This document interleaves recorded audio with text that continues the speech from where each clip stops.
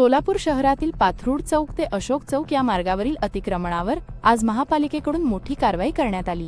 या कारवाई दरम्यान कायदा व सुव्यवस्था राखण्यासाठी जोडभावी पेठ पोलीस स्टेशनचे वरिष्ठ पोलीस निरीक्षक शिवाजी राऊत यांच्या नेतृत्वाखाली पोलिसांचा तगडा बंदोबस्त ठेवण्यात आला होता।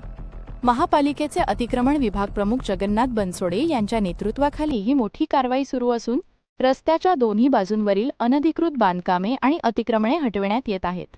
नागरिकांना वाहतूक कोंडी टाळण्यासाठी सहकार्य करण्याचे आवाहन प्रशासनाकडून करण्यात आले आहे।